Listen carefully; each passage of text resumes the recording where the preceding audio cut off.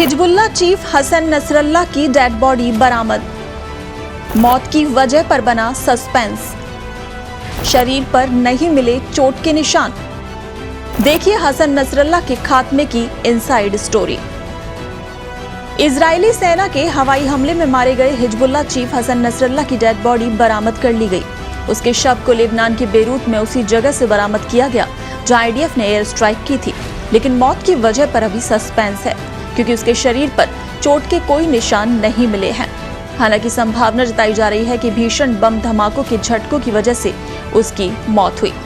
Hassan Nasrallah के मारे जाने के बाद ईरान की तरफ से बयानबाजी जारी है।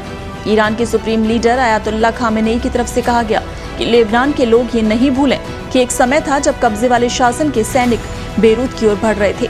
हिजबुल्लाह ने ही उन्हें रोका था और लेबनान गौरवान्वित हुआ था। इजराइल हिजबुल्लाह को नुकसान पहुंचाने के लिए बहुत छोटा है। इधर हिजबुल्लाह चीफ की मौत के बाद इराक के प्रधानमंत्री मोहम्मद शिया अल सुदानी ने देश में 3 दिन के शोक की घोषणा की। वहीं उसके मारे जाने के बाद मिडिल ईस्ट में तनाव बढ़ गया है। इस बीच ईरान में सुप्रीम लीडर खामेनेई ने इमरजेंसी मीटिंग बुलाई। न्यूज एजेंसी रॉयटर्स की रिपोर्ट के मुताबिक खामेनेई को सुरक्षित स्थान पर भेज दिया गया है। लेबनान में भी 5 दिन के शोक का ऐलान किया गया है। घर, दफ्तर, बाजार सब बंद हैं। लेबनान इजराइल जंग को लेकर दुनिया भर से प्रतिक्रिया आ रहे हैं। इजराइल की तरफ से बंधकों की रिहाई तक युद्ध जारी रखने का ऐलान किया गया है। लेबनान ने कहा है कि शनिवार को इजराइल की तरफ से हुए हमलों में 33 लोगों की मौत हुई जबकि 195 से ज्यादा घायल हुए। इधर आईडीएफ का दावा है कि हसन नसरल्लाह जिस अंडरग्राउंड हेडक्वार्टर में छिपा था वो संयुक्त राष्ट्र के स्कूल से महज 53 मीटर दूर है। लेबनान के बेरूत में स्थित ये जगह रिहायशी इलाके में है। यहाँ आम लोग रहते हैं।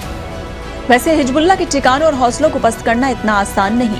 इसकी कहानी 1980 के दशक से शुरू होती है जब लेबनान में इजराइल के विरोध का माहौल तैयार हुआ। तब हिजबुल्लाह सुरंगों का उपयोग करता था।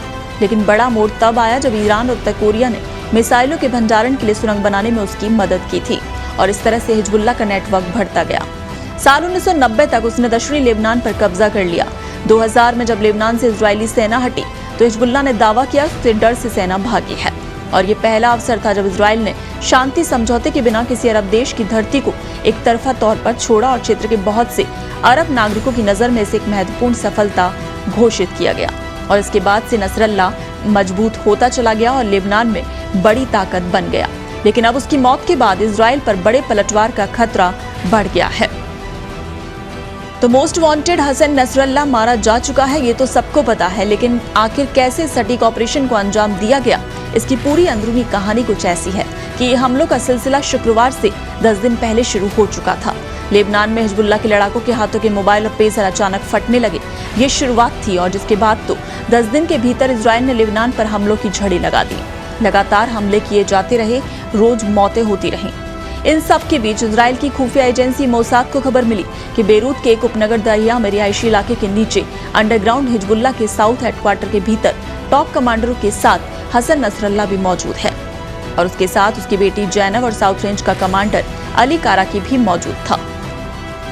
वहीं आपको बता दें कि उस वक्त इजराइल के प्रधानमंत्री नेतन्याहू जो कि अपने हेडक्वार्टर में भाषण दे रहे थे, लेकिन उससे पहले वो इस ऑपरेशन को हरी झंडी दिखा चुके थे। तेल अवीव के सैन्य हवाई अड्डों से इजराइल के लड़ाकू विमानों ने उड़ान भरी। उनका टारगेट था बेरूत के दाहिया में हिजबुल्लाह का हेडक्वार्टर। और उसके बाद ऐसा हमला हुआ कि पूरा बेरूत दहल उठा और हिजबुल्लाह पर यह सबसे बड़ा हमला था। वहीं देखते ही देखते मलबे का ढेर जमा हो गया और कुछ घंटों के बाद आखिरकार ऐलान हो गया कि नसरल्लाह मारा जा चुका है।